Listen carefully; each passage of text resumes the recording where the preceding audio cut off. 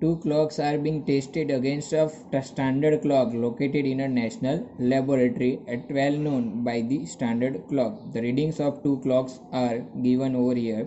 If you are doing an experiment that require a precision time interval measurement, which of the two clocks will you prefer?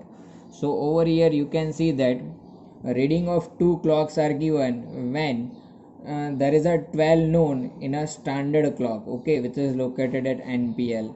So these readings are given over a one period of week, okay, from Monday to Sunday.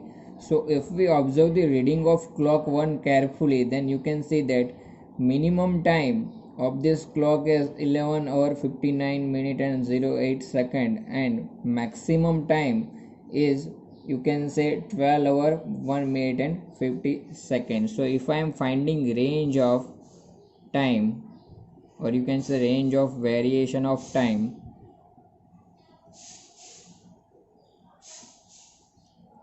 In clock 1, तो कितना होगा आपका? देखो यहाँ पे जो maximum time है वो 12 ओवर 1 मिनट और 50 सेकेंड है, और जो मिनिमम टाइम है वो कितना है? 11 ओवर 59 मिनट और 8 second.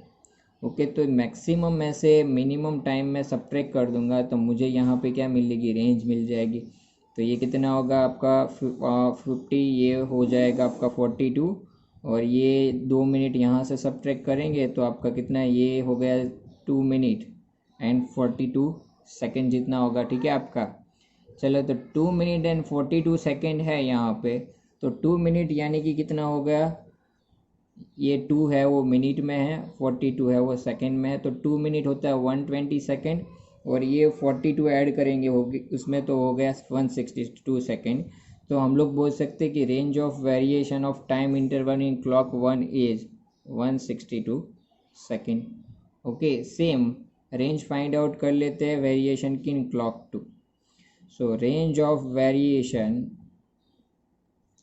Of time in clock 2। तो अगर आप सेकेंड क्लॉक केयरफुली ऑब्जर्व करोगे, ठीक है, तो सेकेंड क्लॉक में जो आपका मैक्सिमम टाइम है वो है 10 आवर 15 मिनट और 24 सेकेंड, और आपका जो मिनिमम टाइम है वो है 10 आवर 14 मिनट एंड 53 सेकेंड, ठीक है।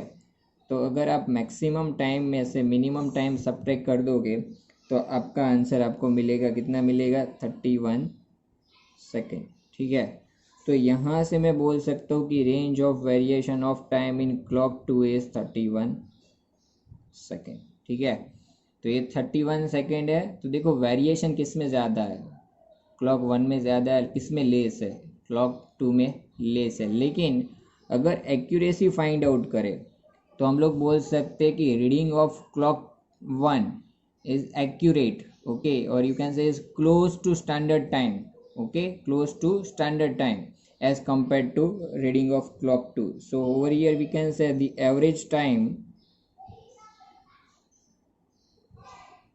of clock 1 is close to standard time as compared to clock 2. So here we can say, so here clock 1 is accurate, clock 1 accurate है, बट मुझे क्या फाइंड आउट करना है? We requires a precision time interval measurement. तो कौन सी clock prefer करेंगे? तो precise कौन सा है वो फाइंड आउट करते हैं, ठीक है। तो अगर आप क्लॉक 2 देखो तो क्लॉक 2 में क्या प्रॉब्लम है, ठीक है। क्लॉक 2 में यहाँ पे देखो 12 नून जब standard time clock standard clock में, तब उसके साथ ये क्लॉक 1 और 2 के रीडिंग कंपेयर किए है, ठीक है। तो अगर इसको ध्यान से ऑब्जर्व करोगे तो क्लॉक 2 में अभी कितने हैं? 10 ओ क्लॉक है, मतलब इसमें क्या है? एक ज़ीरो एरर है, और वो कितने ओवर की है? 2 ओवर की है, ठीक है। तो ज़ीरो एरर को हम लोग इजीली क्या कर सकते हैं? रिमूव कर सकते हैं, ठीक है। So over here we can say clocks zero error is not significant